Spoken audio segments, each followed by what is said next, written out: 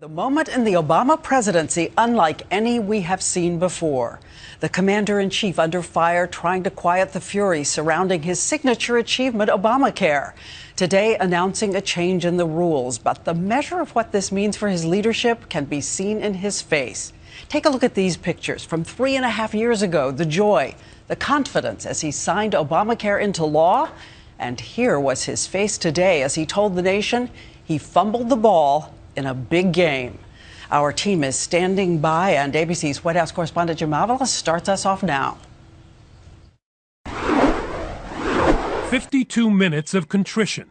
How many ways can the president apologize for the Obamacare rollout? We counted 29. I do make apologies for not having executed better. That's on me. That's something I deeply regret. We did fumble the ball on it. I feel deeply responsible. White House aides tell ABC News the president told his staff in a series of meetings this is no ordinary problem. These mistakes undercut his credibility, that both the website and the cancellation notices were messes of their own making that have a real impact on people's lives. And while the president didn't dress down his staff, it's not his style.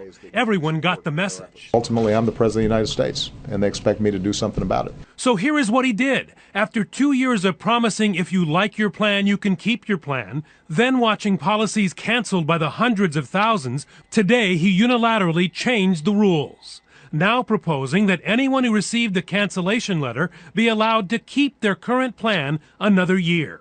Insurance companies may not cooperate, but the White House doesn't want the blame. The Affordable Care Act is not going to be the reason why insurers have to cancel your plan. As for the website, the president second-guessed himself publicly, admitting the federal government does not do websites well, and he should have known it. How we purchase technology in the federal government is cumbersome, complicated, and outdated. For the first time, President Obama said no one told him in advance the website he based his signature program on was likely to crash so spectacularly. I don't think I'm stupid enough to go around saying this is going to be like shopping on Amazon or Travelocity a week before the website opens if I thought that it wasn't going to work. Instead, aides tell ABC News the president felt he suffered a surprise wound from his own staff, leading to this final promise. These are 2 fumbles on something that, on a big game, but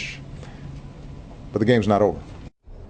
A truly remarkable presidential mea culpa. In fact, one of the president's longtime friends telling ABC News this was one of the most deflating days of his presidency. And still not enough for Congress, which plans on voting on a bill tomorrow which would further alter the Affordable Care Act. Diane? Thank you so much, Jim. And we have ABC's George Stephanopoulos standing by to weigh in. But first, the answer to a question. We asked ABC's chief business correspondent, Rebecca Jarvis, to spend the day talking to insurance companies to tell us if today's announcement means that premiums are going to increase for anyone. And Diane, what's important here, what every American should hear is that the vast majority of us will see everything remain the same as a result of this announcement. Those who are covered by Medicare, Medicaid, or by employer insurance will have the exact same premiums next year that they already expected to pay. They are already locked in, but there is a small minority that is at risk. They are those who have lost their plans already under Obamacare. Those people will now have to go back to their insurance companies. The insurance companies will have to offer the same plans. The states will have to approve them, and they could be at higher premiums. Okay, Rebecca, thanks for the clarity and the chaos today. Turning now to George Stephanopoulos. Take us behind closed doors. What are they saying at the White House today? They had to do this. There was no choice. The president was going to get steamrolled by the Congress. But even more important than that, Diane, is something happened this week that has not happened throughout the entire Obama presidency. You saw polls show a majority of Americans for the first time not trusting President Obama. Even when Americans disagreed with him, they trusted him and liked him. If that personal credibility crumbles, everything else falls. That number had always held from BP to Benghazi. That number had held, but it had started to go down. So this isn't just about Obamacare in their view. Not at all. This is the president's signature achievement. That it would be a black mark for it not to work. But bigger than that, this has the potential to undermine his entire legacy, his entire vision of government. I went back and read the president's inaugural speech from just the beginning of this year. This was a ringing call to what he called collective action.